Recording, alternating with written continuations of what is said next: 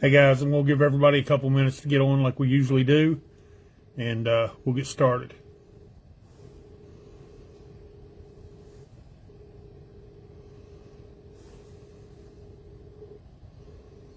Let's see.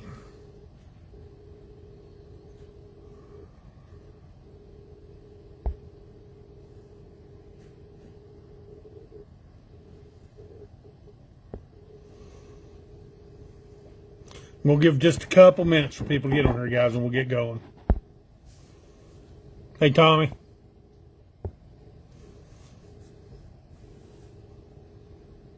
Hey, Chris. Good to see you, buddy. We got 5. I'm going to get us up to about 10. I'm going to go ahead and get started so I don't waste a bunch of y'all's time on Saturday night, and we'll get to talking turkey. Hey, Justin. Good to see you, pal.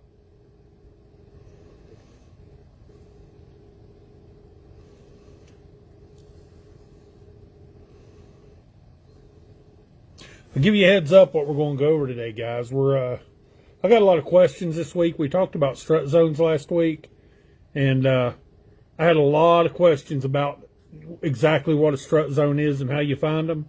Hey, Krista, good to see you. Hey, Chris.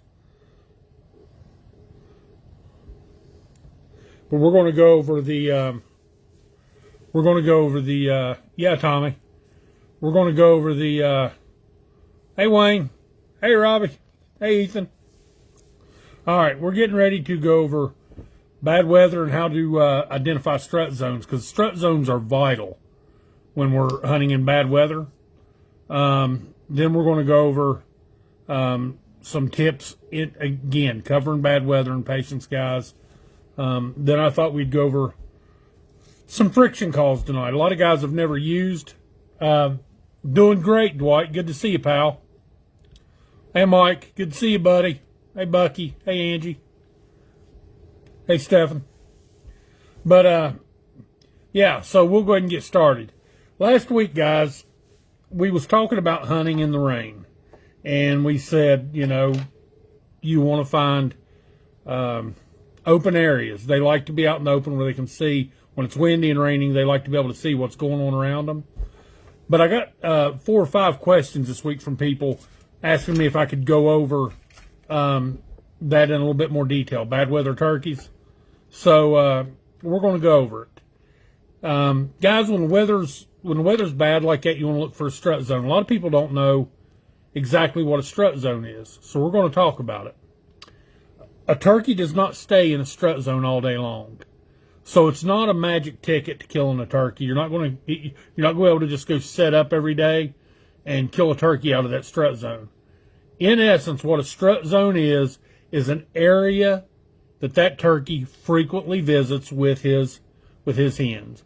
You'll hear them very often. They fly down and they go to this area of the mornings. If they don't come to you, you'll hear them go, well, they went away from me. Well, where'd they go? Pay attention. A lot of guys, don't pay attention. Well, the turkeys went here, and why did they go there? Pay attention to where those turkeys went to in the morning time with their hens. But that's an area turkeys are comfortable being. The gobbler likes to be there with his hens. They're not going to visit it every single day. They roost in different spots, but it's an area they frequent. And if you're hunting in an area like I am, guys, I live in Wyoming County, and we've got a lot of coyotes down here, and we've got a lot of pressure down here, and the hills are straight up and down. If you get on a bird of the morning and he goes down, it's going to take you half a morning to get back around on him. Hey, Gavin. So knowing where they want to be, paying attention, when they fly down, instead of feeling defeated, learn something from it. Pay attention to what direction they went. Hey, Rio, good to see you, buddy. Hey, Jared. But pay attention to where they go when they fly down, and then you scout that area. Once the turkeys have moved out, you want to be familiar with the geography. So you're going to go down where you heard those turkey go to, and this is where preseason scouting really is effective a couple weeks before season. Go down and pay attention, or up, wherever they went to, and scout that area. And what you're going to look for to find a strut zone, guys, hey, Kevin, you roost them in southern West Virginia. Rob, I do listen for them off the roost when I don't have to work, pal. I don't get to do it as often as I'd like to. It does help a lot. Put odds in your favor. But, man, with work and all, it's just hard for me to get out and roost them every evening. So, again, that goes back to my preseason scouting and paying attention to where I hear them. And, guys, turkeys are kind of predictable. You know, hey, Caleb, after a little while, you know pretty much where they're going to be roosted at if you've hunted an area for very long. Now, if you're going to a new area, that scouting is so much more important. But when you get to an area, you're looking for a strut zone. What are we looking for? We're looking for dust bowls where the turkeys get and dust the mites and stuff off of them. You'll see turkey tracks and just a little round bowl shape in the dirt where they have scratched and dug in the dirt and knocked that dirt up on their feathers, okay? Look for a hen's foot. All three toes are about the same length. A mature gobbler's foot, his middle toe is much longer than the two side toes. Turkey scat, turkey droppings. A hen's is round shaped. A gobbler's comes out hook shaped. Why that is, I don't know. They all got a butthole. I don't know why one's different than the other one. But a gobbler's poop is J shaped and a hen's is round. No explanation for why that is. I guess a biologist can answer that. I don't know. I just know it is. Look for, when you find those gobbler tracks, look for a line on each side of those tracks where they're scraping their wingtips from strutting, okay? Because they rub them wingtips, and when you kill one, you'll see the tips are worn off their wing feathers where they've drug them on the ground strutting. So look for those lines alongside their tracks where they've been strutting. And then, guys, if they're not real vocal turkeys in your area, if they're hammered, go there first thing in the morning. We talked about that a little bit last week, and set up. Doesn't mean you're definitely going to kill one there, but you're really putting odds in your favor because you're where the turkey you want to be. Now, the biggest mistake if you're going to go to a strut zone instead of hunting them off the roost that I've seen people make is they get down there and they just hammer them with turkey calls. Guys, please don't do that if you want to kill turkeys. Hey, Rex, if you want to kill gobblers consistently, and you decide to hunt a strut zone, you get set up, you call soft and sparingly. Don't hammer those turkeys. You're already where they want to be. There's no reason. I love to hear them gobble too, guys. Love to hear them gobble. There's no reason to pound those turkey with calls. Call soft, call every now and then, let them work their way on in. Yep, Scott, scratching by gobblers will be a more distinctive V shape. My brother-in-law taught me that, Scott. You're right. You're absolutely right. Hey, Roy. Hey, Jason. Hey, Ernie. Good to see you, pal. Hey, Blake. But, guys, set up every 5 minutes. Couple series of calls. If they don't answer, be patient and wait another 5 minutes or 10 minutes even. You're already where they usually want to be. If they're answering you, if they're hammering to you already, shut up. Hey, Robert, good to see you, pal. Guys, I'm pretty good on a mouth call, and I know some really, really, really good callers. Hey, Chris. Hey, Trey. I know some amazing turkey callers that can put a call in, and man, I'll challenge any hen in the woods for how they sound. And the problem is they fall in love with how they sound, and they hammer that call. Yep, the more the turkey gobbles, your chances of killing him goes down. The reason that is because the more he gobbles, the more chance there is he's going to hang up and wait for you to come to him. Guys, in nature, the hen goes to the gobbler. That's what happens. The gobblers don't come running into the hens. That's not how it works. Now, you can make them desperate because you're not coming in and make them curious, and that's how you draw them in. But in nature, 9 times out of 10, the hen goes to the gobbler. And if you keep him gobbling, it'll bring hens, hunters, and predators. Exactly right, Scott. How many of you have been out calling and brought in coyotes? I killed the biggest, prettiest coyote I ever seen in my life out in Missouri turkey hunting. And I was going to get that sucker mounted. And I shot it with a 3.5-inch Magnum, and we ran out and grabbed it. Hey, Rodney, good to see you, pal. I shot that coyote, sorry. And when I went and picked him up, that dog was ate up on mange so bad. I mean, I wasn't fooling with it. But it was from a distance, it was a gorgeous coyote. I mean, an absolute gorgeous coyote. I wanted to get it mounted, but when I picked it up, like I said, it was 8 Upwell Mains. I wasn't fooling with it. But I got rid of it. I got rid of a turkey killer anyway. Yeah, but guys, once they start gobbling, shut up. Let them turkeys come to you. If you keep that turkey gobbling, I'm the world's worst for wanting to hear them. I promise you I'm the world's worst for wanting to hear them. But the more you keep them gobbling, the lower your chances are of killing them. Once you know they're answering, you guys shut up. Give them time to work toward you. Your baby girl got knocked out of killing a tom because a bobcat snuck in. Oh, no, Chris. I'm sorry, pal. That sucks. That absolutely sucks. I tell you, I seen 2 years ago I was hunting with Doodle, and we had one coming in, and all of a sudden he shut up, and the next time he gobbled, it sounded like he was half a mile away. And we seen something going through the brush. Something spooked it. I suspect it was a coyote. We couldn't get a good look at it, but that's what I suspect. Or a coyote or a bobcat even. I don't know. But something was down there where that gobbler was at. We seen it slip through the brush. We never did see the turkey. Next time he gobbled it, and no, it was the same gobbler, but he gobbled like half hour later way down the holler. Joe says, you ever shoot them less than 2 3/4? What do you mean? Shoot them with something less than a 2 3/4 inch shell? What are you asking, Joe? I'm not sure what you're asking, pal. Yeah, but again, let them come to you. When the weather's cold, and I was asked to go more into this, other than the strut zone, guys, where do you find strut zones? Where do we look for them usually? Yeah, Cole, I'll have them out probably in a week to a week and a half. Absolutely. Oh, a rifle. No. Joe, for me, buddy, I talked about that last week. I think it's too, everybody do their own. I ain't trying to tick nobody off. You hunt how you want to hunt. For me, I like having them in my face, and where it's so green in the spring. I'm just scared of using something like that in the spring. It's just not my thing. I'm just not going to use a rifle in the spring. A buddy of mine had the pocket ripped out of his coat where a guy shot at a gobbler that was in between him and George. And that was 20 years ago, but it scared me enough. Just not my deal. If that's yours, that's great, buddy. It's just not for me. Where do we look for strut zones? I'm going to tell you three real good places to look for strut zones, guys. When they fly down, if they go to a creek and you got a flat on the side of the creek bed, look along there for gobbler sign where they've been strutting and all. Right along the creek bed, because they'll fly down and go to water. Another place to look for turkey sign, or a strut zone, sorry.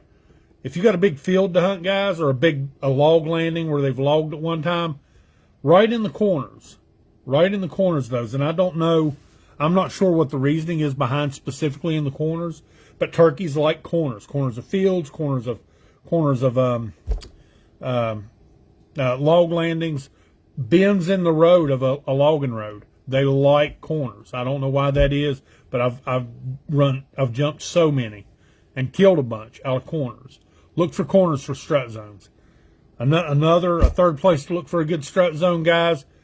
If you've got a logging road going through your hunting area and there's a little bit of a rise up on it, it comes up and then goes back down. Watch around that rise, especially if you got a hollow or a point coming down right there to that rise. I guess because they can see real well around them and the hens can see them. But those little rises in logging roads, they really like those. So corners, rises, and creek beds. Great places, all three, for strut zones, guys.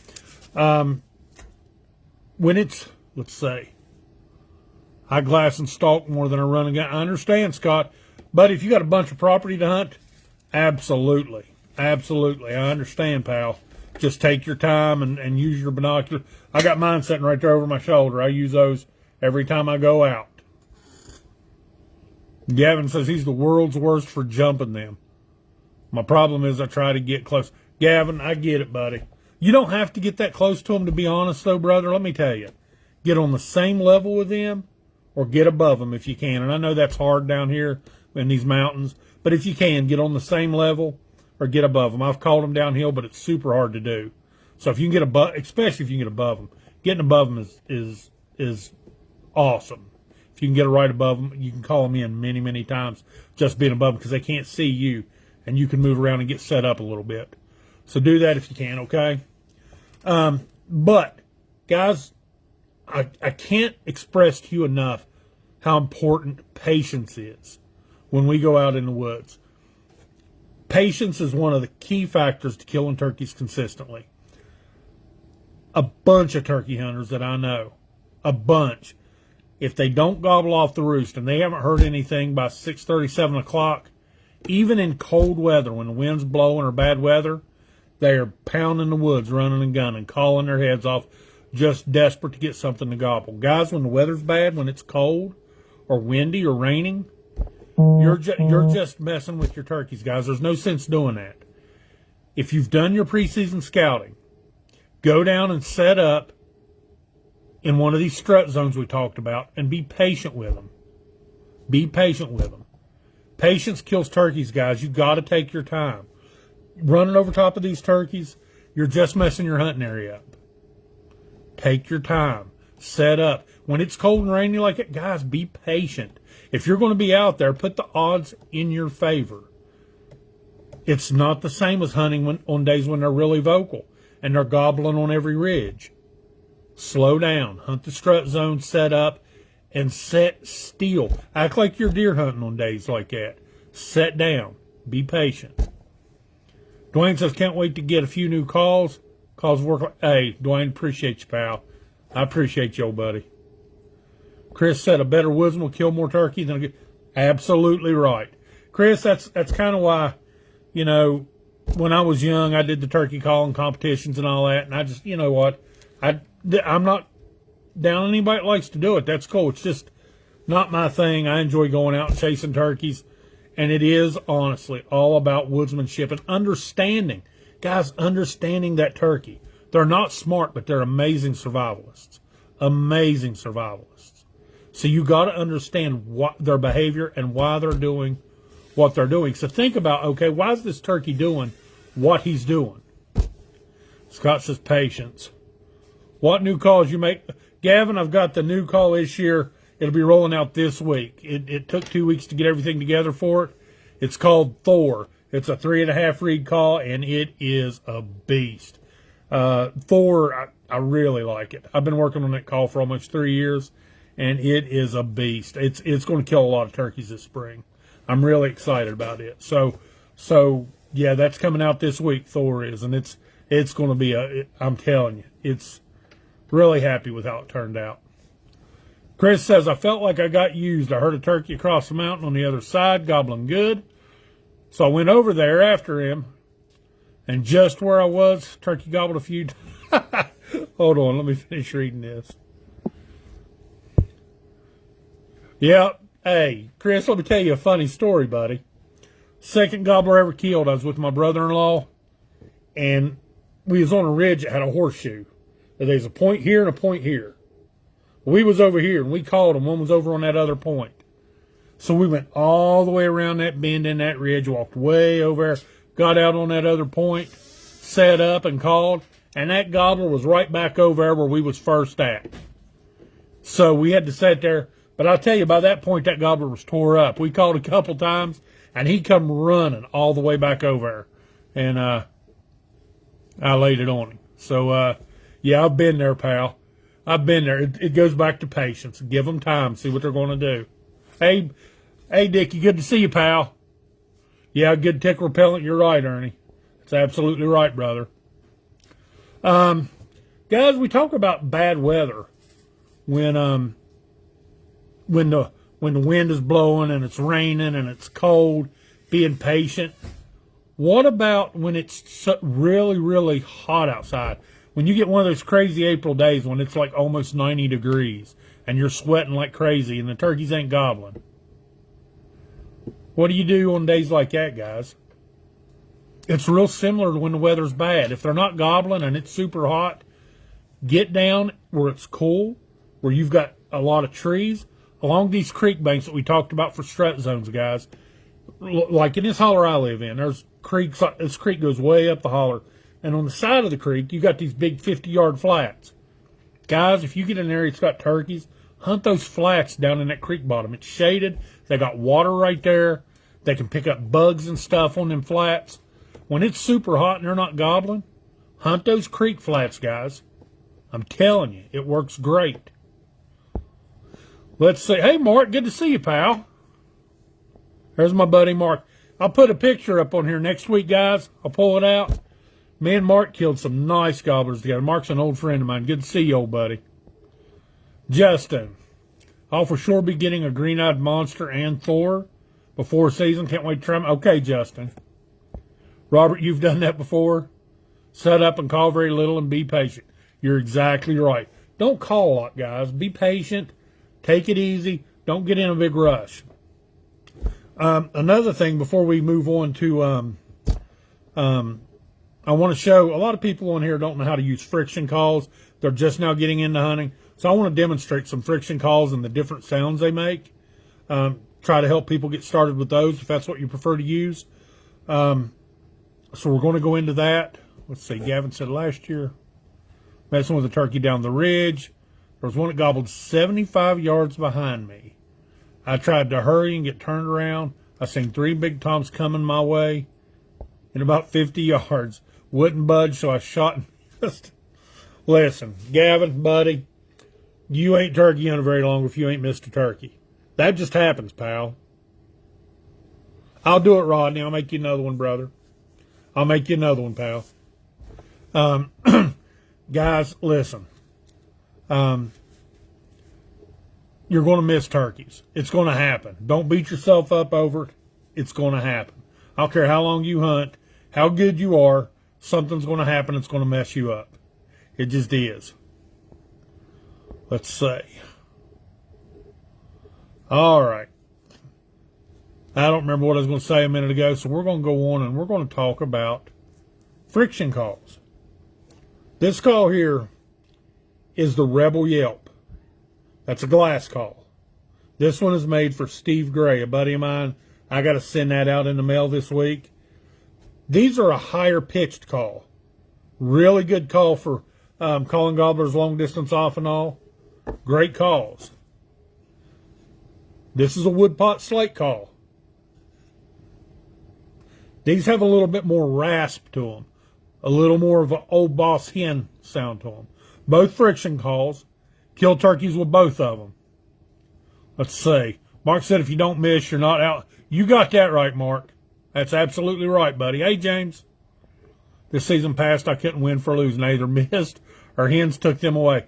Buddy, I'm going to tell you something. That happens, buddy. Scott says watch barometric pressure. When it's 29.8 to 30.2, they should be sounding off.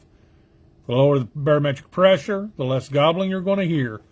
Don't blow out your good places throwing the calling gauntlet at them. Wait for a day. They're more. Yeah, absolutely right, Scott. You set up, call very little. Don't pound them turkeys to death, guys. Especially once they ain't. God, I want to hear them gobble. Guys, it runs all over me. But when you're pounding them to hear them gobble, you're messing yourself up. You just are. So first thing I'm going to do, guys, this wood pot slate call. This is in Western Redwood Cedar. I got a limited supply of this. I found a guy last year that was tearing down a barn, and I've been able to get this, but I don't know how much more of it I'm going to have. I think I got enough to get me through this season anyway, but you can't get this unless you buy it off of reclaimed wood. But it makes a really good sounding slate call, so I'm going to let you all hear this, okay? So this is one of my flare tip strikers, and that's the slate call.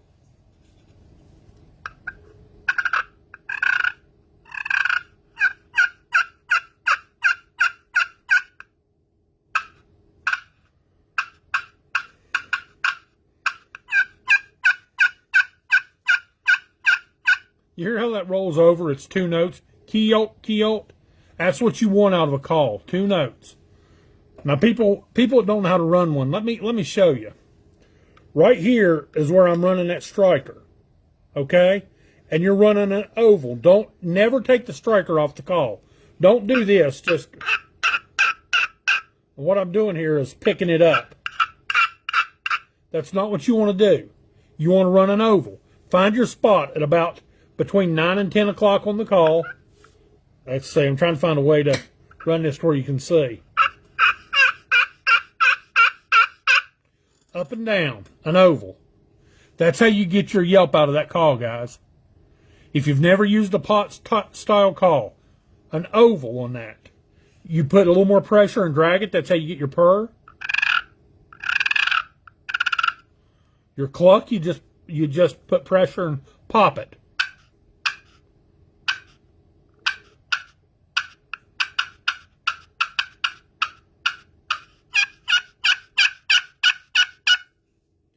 Raspier sounding call.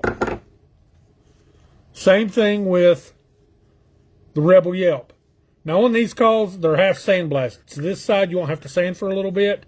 Just turn the call upside down. And again, we're playing it right here. Same principle. Don't take the striker off the call. You're running an oval, guys.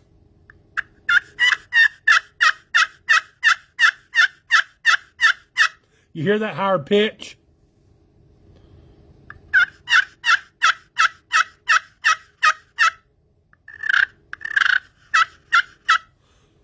Joe says, what is the go-to call in a high pressure system? Do you mean when a weather system's blowing in, Joe, or do you mean when it's got a lot of hunting pressure?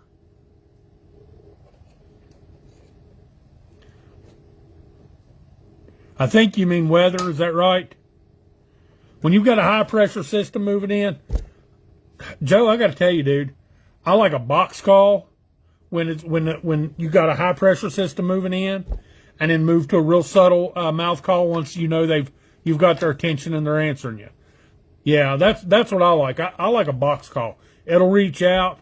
A box call's got a real good high end bite, and it'll jerk a gobble out of them. Then you can set up and just be real subtle with a mouth call. That's what I like doing personally, and that's what I've had real good luck with, buddy. Is a box call and then switching over to a real subtle mouth call. That Nightwing, I've had real good luck with that Nightwing.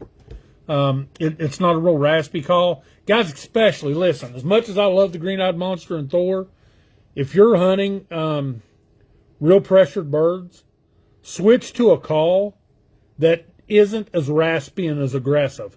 You'll have a lot more luck with it. So you want to switch to something that's a little sweeter, a little more laid back.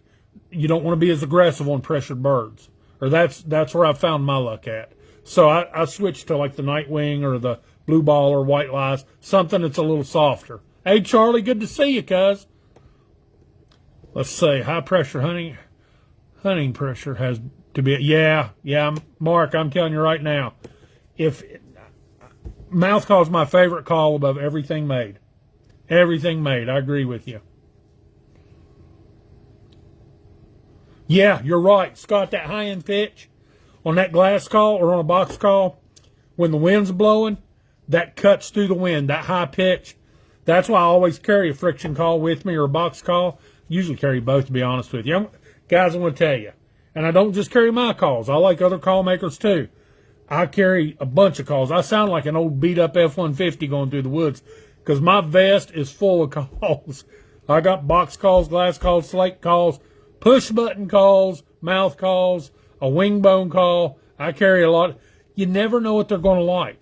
Turkeys are like people. What they find attractive is not going to be what the next bird finds attractive. So try different things, guys. I like that black mouth call, I believe. Yeah, the Black Thunder, Gavin. Hey, that's my favorite cutter. That Black Thunder is vicious. You can purr on that and do a fighting purr. Yeah, Black Thunder's awesome, buddy. Yeah, I absolutely use that call every year. I don't go in the woods without the Black Thunder. One of my favorites. I'm with you, buddy. Let's see. I've called in some in with a gobbler call, but shy about using them a lot. Chris, I'm like you, pal, and I'm going to tell you why. Me and Doodle was hunting, gosh, buddy, I don't know. It's been 4 or 5 years ago. And we was set up on a gobbler down over the hill from us, and we had a hunter come in on top of us, guys. He didn't call the first time. He heard us yelping, the gobbler's over the hill, and that guy comes walking in on top of us with his gun shouldered. And we could see him. I mean, it just stupid. He slipped in on us, and we seen him, but he never called the first time. He was just trying to ambush a turkey. And I'm 100% convinced if he'd have seen a hen standing over there, he'd have shot the hen. He didn't care 2 cents about whether it was a gobbler or a hen or whatever. The way that guy was acting, it was dangerous. And real lucky somebody didn't get hurt. So, yeah, I'm 100% with you, buddy. I don't use a gobble call. I can gobble on a mouth call pretty easy. And it sounds realistic, but I don't hardly ever use it for the simple fact that you got to watch for other hunters as well because they do silly stuff. Let's see. Pressured birds. I go to that gray slate. Toned down clucks and purrs. Yep. I'm going to tell you guys, you get a bird coming in, if you're not real good with a mouth call, that slate call right there, you can get super, super soft on it too. You can do real subtle calls, real nice.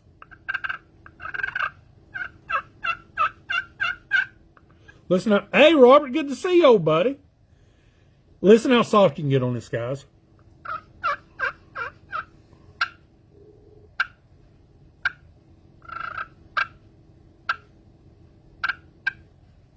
You get a bird close, guys, I'm telling you, runs all over them. Runs all over them. Every call doesn't have to be full volume. When they get close, especially, if you're going to call, tone it back. Don't blow them out of the woods. When they get 75 yards or closer, they hear great. Tone it back. Don't pound them out of the woods. You're messing yourself up if you do, guys. Yeah, but tone it back. But you're right, Scott. Those slate calls, great. The glass calls, again, that's for just a higher pitch call, and it'll bring them up out of their seats. That Gavin said, that red mouth call I like too, but my favorite has to be Black Thunder or Green Eye. Dude, they've killed truckloads of birds, Gavin. All the red used to be my favorite call until I came out with the Green-Eyed Monster. And I love the Green-Eyed Monster and Black Thunder. Red still kills truckloads of turkeys. Me personally, at Green-Eyed Monster and Black Thunder have been my favorite calls. For me personally, my calling style. And but Thor coming out this year, listen. I haven't tried it on turkeys yet, but I'm real excited about it. When you use it, it just says turkey to me. I've got an ear for what I think a turkey sounds like and what's been successful to me. And that Thor is pure turkey, guys. I'm telling you, it is pure turkey. I love it. All right, guys. Next week is next week the 13th? What is next Saturday, guys? The 13th, I think.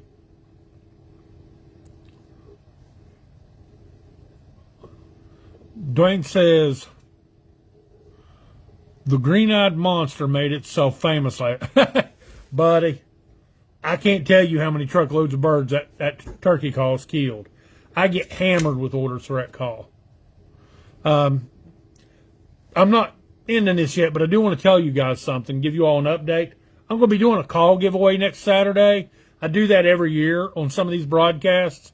So make sure if you're available, try to be here next Saturday because I'm going to be doing a call giveaway. Krista, day before Valentine's Day, don't forget.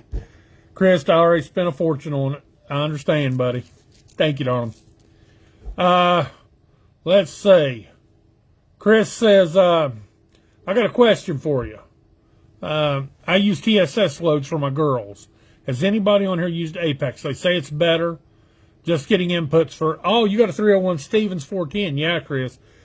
I can't get, listen, Chris, I've used TSS on my son's 20 gauge, but all I've used is Apex. So I don't know if it's better or worse than any of the other TSS shells. I will tell you that TSS from Apex is a beast. But that's all I've ever used in his. But that stuff is a beast. Let's see. Yeah, next Saturday's 13th. Thank you, Robbie. Appreciate it. Rob, you use that. Rob, what kind of luck have you had with Apex? Are they as vicious for you? Have you had as good a success with them as I've had?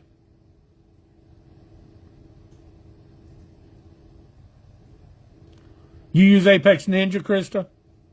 Okay.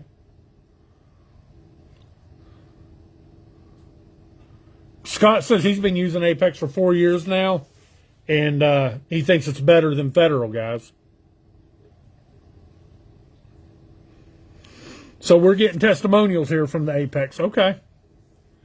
Gavin says he uses 2 3/4 inch Nitro Max for his 12 gauge. Gavin, my buddy, my first 5 turkeys I killed, Gavin, when I was 19, when I first started turkey hunting, many moon ago. I used 2 3/4 inch Nitro Mags and my Remington Wingmaster.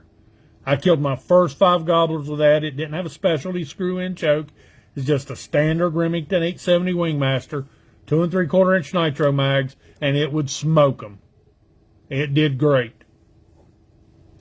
Rob says that those Apex shells are way better than any other.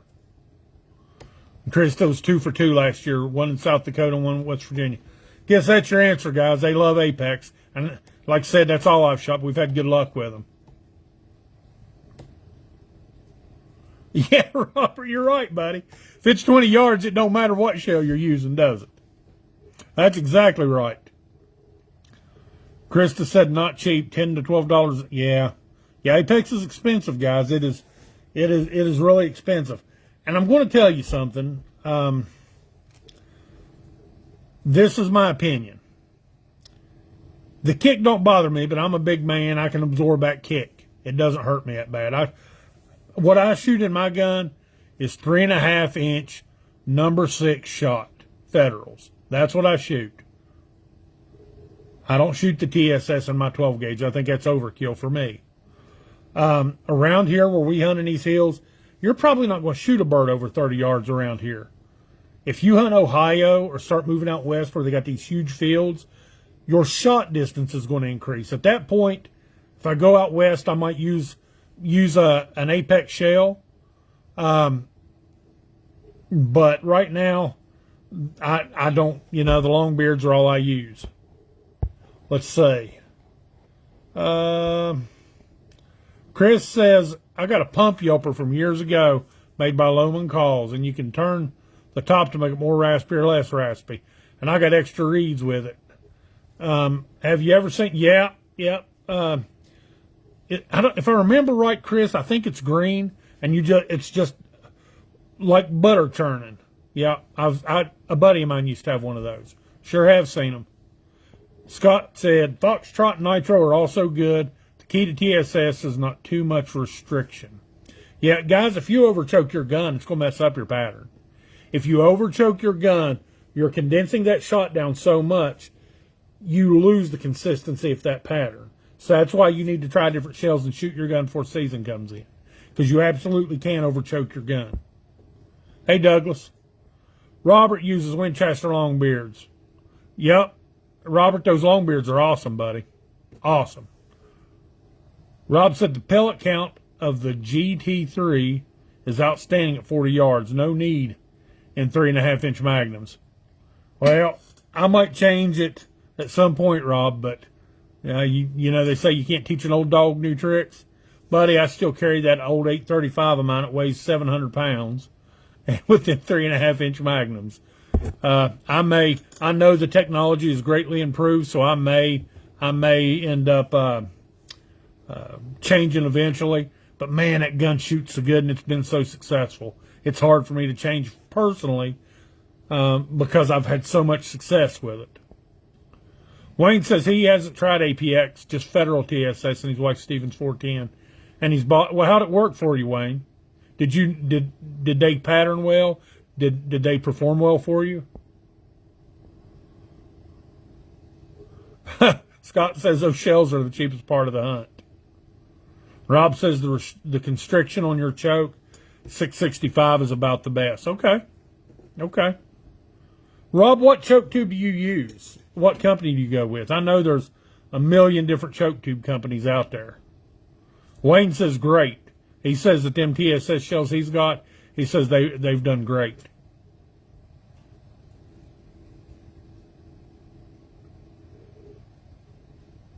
I know Carlson makes a real good choke tube.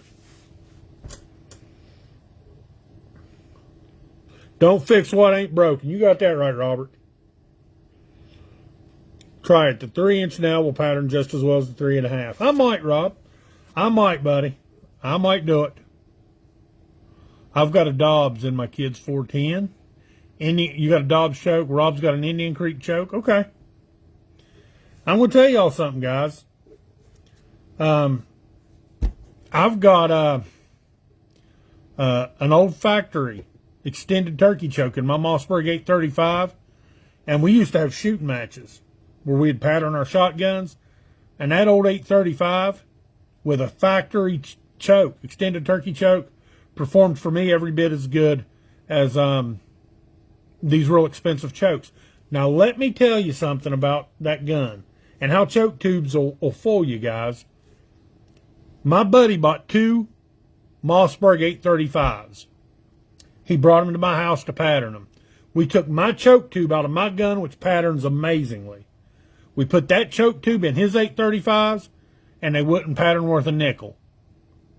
So the choke, every gun is different. We put that choke tube in his 835, and it would not pattern worth a nickel. Crazy. I never would have believed that, but I've seen it. Some toy custom choke for Scott. Wayne says he has switched to 3 out of his 835. Okay. And Dwight says he's a Remington man when it comes to sales. I hear you, buddy. When it comes to shells, you mean? I got you, brother. Justin says he got an 835 also. Shoots great. Choke looks like 5 inches long with kills. I reckon. But listen, that barrel on my gun, on my 835, that barrel is like 32 inches long. I got a heck of a barrel on that Mossberg of mine. It looks almost like one of those old. Y'all remember? I don't know. Our older guys in here, you remember those old long toms? That's what my Mossberg looks like. It's got a long barrel on it, and it's got that factory choke. But man, that thing will pattern. I'd shoot that against about any gun, and it doesn't have a custom choke in it. It just shoots amazing. We shot hundreds and hundreds of dollars of TSS brands last year to find the best one for you. I got you, Rob. So you're Rob. You're saying that the Apex is the best they make, right? Got you, buddy. Got you. All right, guys. I'm going to wrap this up. We've been on here 45 minutes. Please join me next Saturday. We're going to be doing a call giveaway. I don't know what call it's going to be yet. I'll have to figure that out on the fly. I may give away a package of Thor's, my new mouth call, since we're just now rolling that out. But we're going to give some calls away next week. Make sure you guys join in. I'm going to go over these last questions real quick before we shut her down. Different strokes for different folks. A lot of fun. Choke, shell combos will work and get the job done. You got that right, Krista. It's all that matters, brother. No need to change it if it's working. Weiss Stevens 410, shooting TSS with factory choke will hammer at 45 yards. I never thought I'd see a 410 nailing turkeys, much less at 45 yards. That's just amazing what technology has done, guys. It's amazing. Well, listen, I'm going to let you all have your day back. It is 9:45 or 8:45, sorry. We've been on here a long time. I thank you all for joining me, guys. Listen, get out when you get time before season and start scouting. Don't go too soon because their pattern will change. Right now, they're still in their winter flocks. So we still got about another month before we really start paying real close attention to where they're at and what they're doing. Yeah, but make sure you tune in next Saturday if you're available. We're going to do a call giveaway, and we're going to have a good time. Guys, message me with questions you want to talk about next week. What would you like the subject to be next week? This week we went over bad weather, whether it's too cold, too hot, strut zones, and what exactly are strut zones. And we showed you how to use a friction call or a pot-style friction call, how to use it, and the difference in a glass call and a slate call. Give me updates or requests on what you'd like next week's subject to be. You guys have a wonderful evening, guys. Thank you for joining me. We'll see you.